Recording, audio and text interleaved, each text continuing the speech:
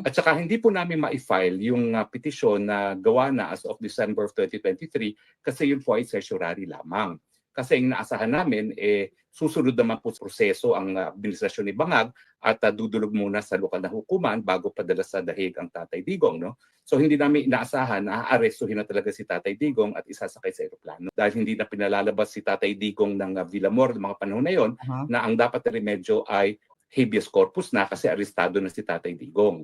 Nagkaroon kami ng mahabang debate sa aking mga kasama sa law office kung anong petisyon ang ihahain namin. In the end, nanaig naman yung pananaw ko na dapat ihain natin kaparehong habeas corpus dahil arestado na nga si Tatay Digong at saka certiorari. Okay, so malinaw, ang petisyon ay certiorari at habeas corpus.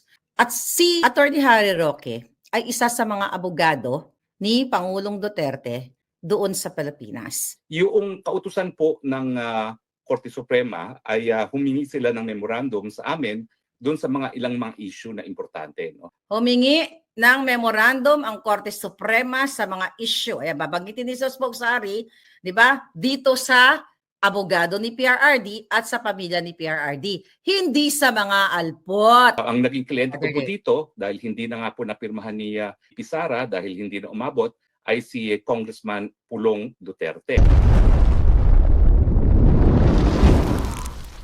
Ang naging kliyente ko po dito ay, dahil hindi na nakaabot, hindi na nakapirma si Inday Sara, ay si Pulong Duterte. Sino si Pulong Duterte? Anak po siya ni Pangulong Duterte, hindi po siya alpot, anak siya ni Pangulong Duterte. Yan ang dapat isaksak nyo sa utak ninyo na hindi kayang arokin ng mga alpot kasi ang intensyon nila budulin ang OFW. Yan ay confirmation yan. Na si Spokes Harry Roque ay legit na abogado ng mga Duterte sa Pilipinas. Hindi yung mga nagtatago na kiniklaim ng mga team alpot patotot, pajiyot-jiyot na sila daw ay may mga abogado na nasa likod nila na sila ay pinapayagan or ginagabayan na magkuha ng inyong mga information through that signature campaign para maisubmit daw nila sa Korte Suprema para daw nila mapalaya si PRRD. False po yun. Sad to say, marami tayong mga kababayan na kapos sa pag-aaral, nakita lang may nag-uumpukan, o ano yan, ganyan, o perma po kayo. Tapos mga kababayan, magpa-juice lang sila, magpa-sandwich lang sila, dahil gutom ang ating mga kababayan, dahil ginutom ng jutang ng Bangag administration na to, dahil dinakaw ang pondo, ito naman si ate, si kuya, si lolo, si lola, dahil may nag-uumpukan na tay, kami naman ang may scam, o ito po, juice, ito po, sandwich, pumirma na po kayo, di ba? Duterte supporter po kayo, para po mapalaya si PRRD, kaluluoy naman siya sa dahig. Yun kasi yung messaging nila, panglilin lang. Di ba?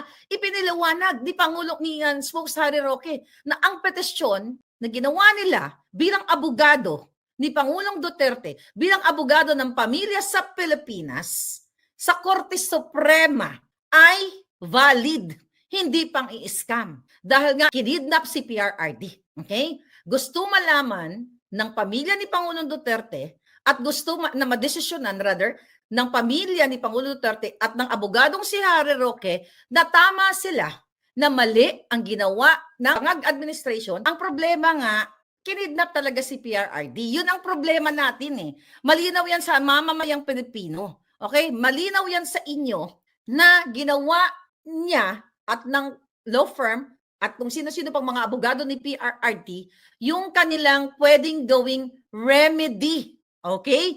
Para mapatunayan sa mamamayang Pilipino na ang ginawa kay PRRD ay isang illegal, isang sindikatong illegal na ginawa laban sa ating Pangulo. Kaya nga ang tanong, di ba? Ang tanong ng mga alpotera sa Team Alindog, tayo, oppose kayo ng oppose, negative kayo ng negative. Ano bang ginagawa ninyong initiative? Manahimik na lang kayo. Which is, kinounter yan ng Team Alindog. Word per word, stanza by stanza, line by line, di ba? Letter by letter ni Edwin Zamora and the Team Alindog. So thank you so much for that. So ano yung initiative? Kasi they are claiming na kami na mga alpot may initiative kami. The initiative is budol. Ang initiative ni Harry Roque na tinitira nila na hindi sila nag-iisip na abogado siya talaga ni PRRD sa Pilipinas, 'di ba? Kung paano nila babuyin, balasobain si spokes Harry Roque. 'Di ba? Sa akin okay lang dahil galit sila, inggit sila, 'di ba? Insecure sila sa ating alindog ever since, hindi naman bago 'yan. Pero yung abogado ni Pangulong Duterte na si Harry Roque, 'di ba? Na sinasabi nila, "Oh, anong initiative nyo?" Yan yung initiative. Yan ang initiative ni Harry Roque at yung mga kasama niyang abogado sa law firm. Na 2023 pa lang, inatasan siya ni Inday Sara na, Harry, mag-drop ka na ng petisyon.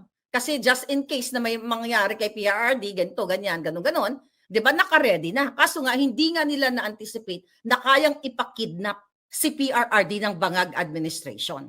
At doon sa video na yan, 12-minute video, panoorin nyo sa kay Harry, kay Spokes Harry, na pinaliwanag na ulit-ulit na sinasabi na ang kliyente niya, hindi si PRRD, kasi nga si PRRD nakakulong na, 'di ba? Ito yung petition, yung ano na yan, yung petition na yan, kundi si Pulong Duterte. So meaning, ni-retain si Harry Roque ni Pulong Duterte bilang anak ni PRRD. Eh yung mga alpot, ni-retain ba sila? Hindi nga nila maislabas yung mga abogadong sinasabi nila sa likod nila para mamura ko isa-isa ng mga ina eh. May nilabas ba silang abogado? Wala. Pumirma po kayo, may juice dito, may siopaw dito, purma na po kayo dyan kasi para po ito kay PRRD, ganyan. Diba? Ito po ay petisyon namin sa Korte Suprema. Pinaliwanag uli yan. Marami ng beses pinaliwanag ni Spokes Harry Roque, ni Attorney Nick na hindi mo pwedeng utusan ang Korte Suprema, lalo na kung hindi ka naman parte ng kaso. O ikaw ay nagbumibi ka ng mo na nagpapanggap ka na close ka sa family.